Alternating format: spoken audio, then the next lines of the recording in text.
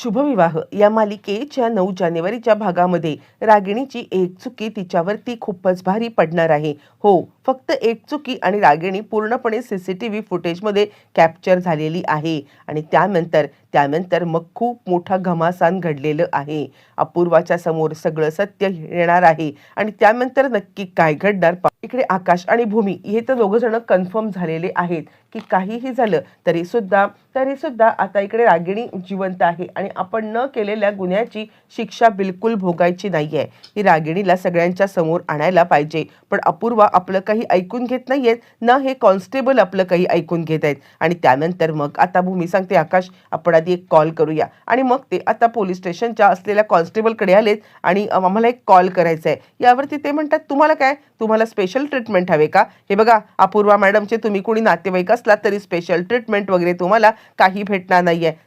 जागेवरती जाऊन बसा, काही नाही फोन बिन करायला भेटणार असं म्हणत ते मुद्दामच या दोघांना जरा आता रूट ट्रीटमेंट देत असतात. आणि आकाश भूमीकडे पाहतो आणि भूमी आकाशला सांगते मला काय वाटतं माहितीये का आकाश, आपण आधी अपूर्वाशी बोलून घेऊया. यावरती आकाश म्हणतो पण ती आपल्याशी बोलायला तयार कुठे आहे, ती आले कुठे, आपण तिच्याशी बोलल्याशिवाय कसं होणार आहे? आणि त्यावरती भूमी सांगते प्लीज आम्हाला अपूर्वा मॅडम सोबत बोलायचं आहे. यावरती तो कॉन्स्टेबल म्हणतो त्या काही रिकामटेकडा नसतात, इथे येऊन तुमच्यासोबत गप्पा मारायला. जा तुमच्या जागेवरती बसा. मी तुम्हाला किती वेळा सांगितलंय उगाचच या सगळ्यामध्ये आता तुम्ही इथे अडकवू नका मला आणि जा आत्ताच्या आत्ता तुम्ही तिकडून निघून जा. आणि ते सांगतात की तुमचे आता हाताचे ठसे घ्यायचेत आम्हाला. यावरती आकाश म्हणतो आमच्या हाताचे ठसे ते कशासाठी? त्यावरती तो माणूस सांगतो तुम्हाला जेवढं सांगितलंय ना तेवढं करा. मुळात कसं आहे माहितीये का, गुन्हेगार आहात तुम्ही, गुन्हेगार तर गुन्हेगारासारखंच वागा, प्रश्न विचारत बसू नका अधिकाऱ्यासारखे. गुन्हेगारांच्या हाताचे ठसे घेणं हा आमचा नियम आहे असं म्हणत तो आता आकाश आणि भूमी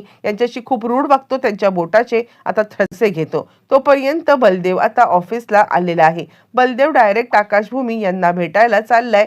पण ज्या वेळेला बलदेव आता आकाश आणि भूमी यांना भेटायला चाललेला आहे आणि त्याच वेळेला त्यांना आता हवालदार अडवतोय. हवालदार त्याला सांगतोय की हे बघा तुम्ही आज जाऊ शकत नाही. त्यावरती ते सांगतात काय आज जाऊ शकत नाही म्हणजे काय म्हणायचंय काय तुम्हाला? यावरती तो म्हणतो हे बघा अपूर्वा मॅडम ही केस हँडल करतायत की नाही, तर त्यांनी आता सांगितलेलं आहे की कुणीही आतमध्ये जायचं नाहीये. तुम्ही का त्यांच्या ह्याच्यामध्ये वाढ करताय? म्हणजे कसं आहे अपूर्वा मॅडमनी हे सगळं जे काही इन्स्ट्रक्शन आम्हाला दिलेत ना त्यानुसार जर का आम्ही तुम्हाला आज सोडलं तर आमच्यासाठी ते धोकादायक असणार आहे. प्लीज तुम्ही अपूर्वा मॅडमना कोऑपरेट करा. कारण कसं आहे त्यांनी जर का आम्हाला आज सोडलं तर त्यांच्यावरतीच कार्यवाही होऊ शकते. उगाचच त्यांना आता फेवर केल्याचं हे होऊ शकतं. त्यावरती बलदेव विचार करतो बरोबर बोलतोय हा, जर का मी आत्ता आतमध्ये गेलो तर खूप मोठी गडबड होईल. इकडे तोपर्यंत अपूर्वा बाहेर आलेली आहे. अपूर्वा आपल्या रूममध्ये आहे आणि ती विचार करते काहीही झालं तरी मी ह्यांचा बदला आता घेतलेला आहे.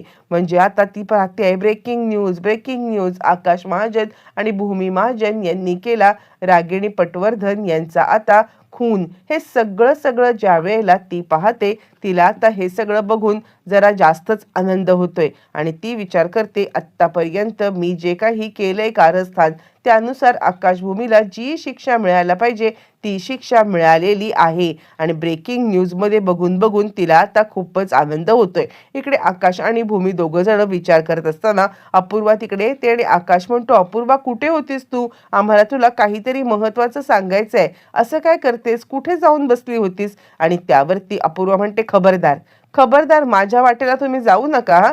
म्हणजे काही झालं तरी सुद्धा मी तुम्हाला उत्तर द्यायला बांधील नाही. आणि ती आकाशचं थोबाडच फोडते. त्यावरती आता इकडे भूमी सांगते काय करतेस तू अपूर्वा? अगं असं काय वेड्यासारखं करती आहेस? म्हणजे आता तू वेड्यासारखं काहीतरी करू नकोस. हे बघ मी काय सांगते ते ऐक. यावरती ती म्हणते की हे बघ धीर आहेत तुझे ते, त्यांना तू तोंडामध्ये मारलंस, हे काय चाललंय अपूर्वा? यावरती अपूर्वा म्हणते धीर असतील घरी, मला त्याच्याशी काही देणं घेणं नाहीये. त्यावरती आता ती म्हणते अगं ऐक ना असं म्हटल्यावरती ती भूमीच्या सुद्धा आता एक थोबाडीत देते. आणि भूमी म्हणते काय जाऊ आहे मी तुझी, असं वेड्यासारखं काहीतरी करू नकोस अपूर्वा. त्यावरती अपूर्वा आता सांगायला लागते हे बघ मी वेड्यासारखं काहीही केलेलं नाहीये. ज्या वेळेला एक जाऊ दुसऱ्या जाऊच्या थोबाडीत येते तेव्हा तिला काय वाटतं हे तुला कळलं पाहिजे. याच्या आधी तू सुद्धा माझ्यासोबत हेच केलं होतंस, आठवतंय का? असं म्हटल्यावर ती म्हणते तू काय आमचा बदला घेण्याचा हे करतेस का? का का तू अशी वागतेस? त्यावर ती लगेचच ती सांगायला लागते, का म्हणजे? हो, मी तुमचा बदलाच घेत आहे. यावरती ती म्हणते, बदला? कसला बदला? त्यावरती अपूर्वा सांगायला लागते, कारण काही वर्षापूर्वी तुम्ही तुम्ही दोघांनी मिळूनच माझं आता आयुष्य बर्बाद केलं होतं. यावरती आकाश म्हणतो, आम्ही तुझं आयुष्य बर्बाद केलं? आम्ही कसं काय तुझं आयुष्य बर्बाद केलं? तू आम्हाला सांगू शकशील का अपूर्वा? त्यावरती अपूर्वा आता सांगते, हो, काही वर्षापूर्वी आम्ही ज्या घरामध्ये राहत होतो ना, त्या घरामध्ये ती जमीन तुम्ही आता हडप केलीत. ती जमीन हडप करून तुम्ही आता आम्हाला रस्त्यावरती आणलत आणि तुम्ही ही जमीन हडप केल्यामुळे माझ्या आता घरामध्ये सगळेच जण रस्त्यावरती आले. माझा भाऊ, माझे वडील यांनी आता आत्महत्या केली आणि हे सगळं तुमच्यामुळे घडलंय. ती जमीन तुम्ही हडप करून घेतलीत म्हणून घडलंय. असं म्हणत अपूर्वा आता हे सगळं बोलत असताना आकाश तिला विचारतोय, काय बोलतेस तू अपूर्वा? तू वेड्यासारखं काहीतरी बडबडत आहेस, असं काही नाहीये. त्यावरती अपूर्वा सांगते, मी वेड्यासारखं काहीच बोलत नाहीये. तुम्ही माझं आयुष्य बर्बाद केलेलं आहे.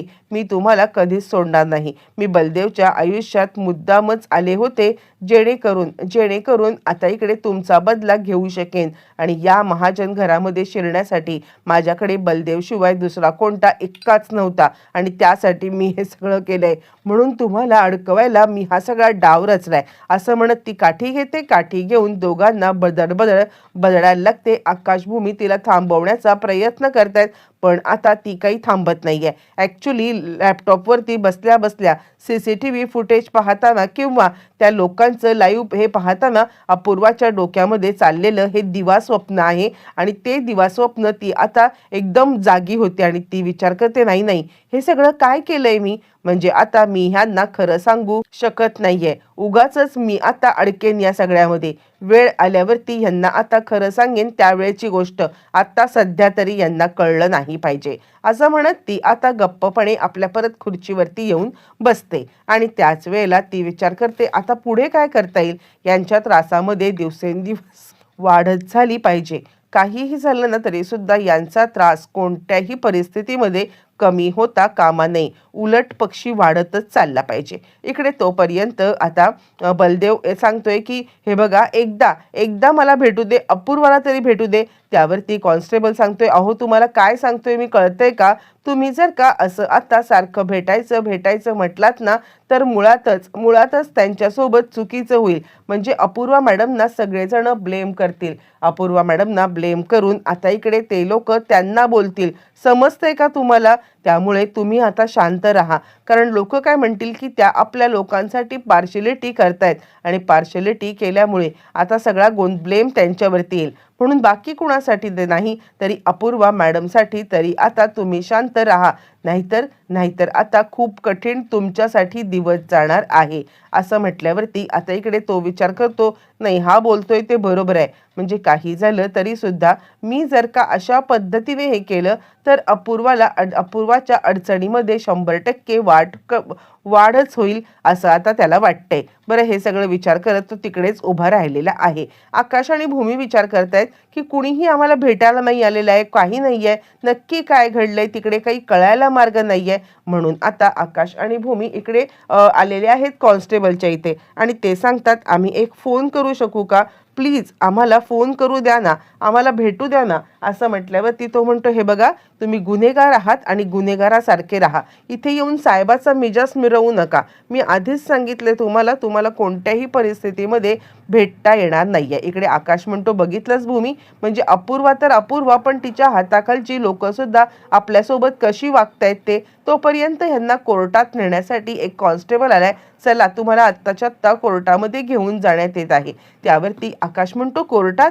यावरती तो सांगतो, हो, तुमची आज किंवा उद्या दोन्ही दिवसामध्ये कधीही एकदा ही सुनावणी होऊ शकते आणि त्यासाठी तुम्हाला कोर्टात न्यायचं आहे. तितक्यात तिथे अपूर्वा आलेली आहे. अपूर्वा आल्यावरती आकाश तिला सांगतोय, अपूर्वा, अगं ऐक ना, मी काय सांगतोय ते एकदा ऐकून तरी घे. यावरती अपूर्वा म्हणते, काय ऐकायचं काय?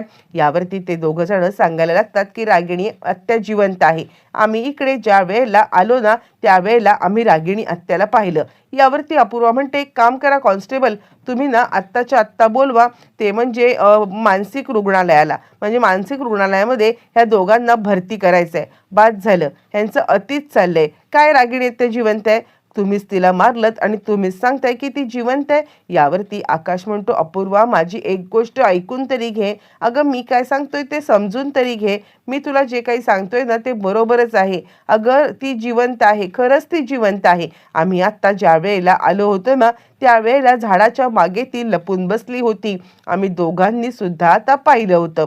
असं म्हटल्यावरती मग आता अपूर्वा सांगते, तुमचं ना डोकं फिरलंय. मी तेच सांगते ना की तुम्हाला मानसिक रुग्णालयामध्ये जाण्याची 100% गरज आहे आणि त्यासाठी तुम्ही तिकडेच जा आणि तिकडेच जाऊन तुमची ट्रीटमेंट करा. ज्या रागिणी आत्याला तुम्ही स्वतः मारलेलं आहात त्या रागिणी आत्याला जिवंत आहे असं आता म्हणताय का तुम्ही? खबरदार, खबरदार जर का रागिणी आत्या जिवंत आहे असा खोटा हे बोलण्याचा प्रयत्न केला तर. असं म्हटल्यावरती आता इकडे लगेचच ती सांगायला लागते की आता इकडे भूमी सांगायला लागते, खरं सांगू का अपूर्वा, तर तू बोल, आम्ही कुणाची शपथ घेऊ? तुम्ही म्हणाल त्यांची शपथ घ्यायला आता आम्ही तयार आहोत. क्षितिजाची शपथ घेऊ का? क्षितिजाची शपथ घेऊन मी सांगते की खरं सांगायचं तर आता आत्या जिवंत आहेत.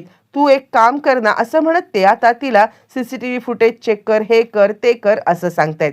इकडे तोपर्यंत बलदेव घरी आलेला आहे आणि बलदेव घरी आल्यावरती तो हताशपणे चेअरवरती बसतो आणि त्यावेळेला अथर्व म्हणतो, काय झालं? अरे काय झालं दादा, तू सांग ना आम्हाला, तिकडे काय घडलेलं आहे? यावरती तो म्हणतो, काही नाही, मला काही त्यांना भेटू दिलेलं नाहीये. असं म्हटल्यावरती अथर्व म्हणतो, काय करायचंय मला खरंच काही कळायला मार्ग नाहीये. नक्की खरं काय खोटं काय? मन तर काही ऐकायला तयार नाहीये. त्यावरती बलदेव म्हणतो, हे बघ तू शांत बस, आपण बघूया काय करायचं ते. बलदेव भरपूर अस्वस्थ झालाय आणि त्यानंतर मानसी म्हणते, हे चाललंय काय? आपल्या घराला कुणाची नजर लागले? या सगळ्या ज्या काही गोष्टी चालल्यात ना अघटित आहेत गोष्टी. त्यावरती मग आता बलदेव म्हणतो, हो बरोबर आहे, पण ना मला काही कळत नाहीये की आकाशभूमीने असं का केलं. म्हणजे खरं तर त्यांनी मला बाकी सगळं नीट सांगितलं, पण विश्वासात घेऊन हे का नाही सांगितलं की आपल्या बंगल्याच्या बाहेर बॉडी पुरलेली आहे. असं पटकन त्याच्या तोंडून विषय निघून जातो आणि हे दोघं जण चपापतात. अथर्व तिकडे येतो, एक मिनिट, काय बोललास तू आता?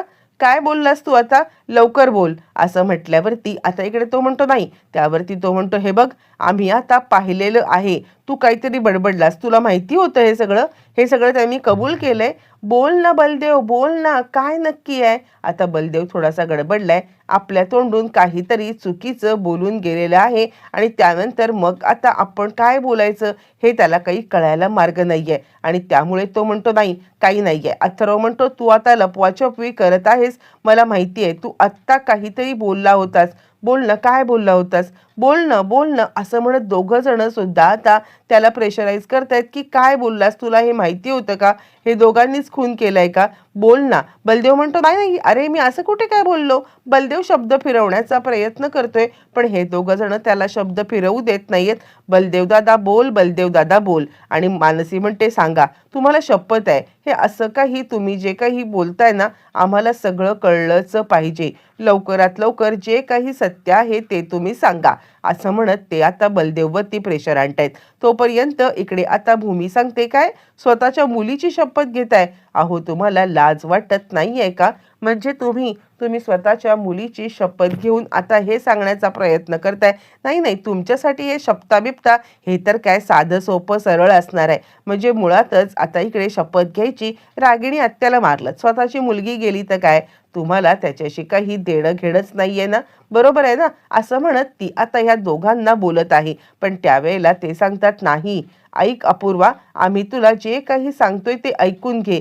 आणि तितक्यात नेमका प्रेक्षकांनो अडचणीत वाढ होण्यासाठी फोन आलेला आहे, तो म्हणजे पौर्णिमाचा. पौर्णिमा काहीतरी अपूर्वाला बोलते, अपूर्वा फोन तर उचलते पण तेवढ्यात मागून भूमी येते आणि ती सांगते, हे बघ अपूर्वा, मी काय सांगते ते एकदा तू ऐकून तरी घे.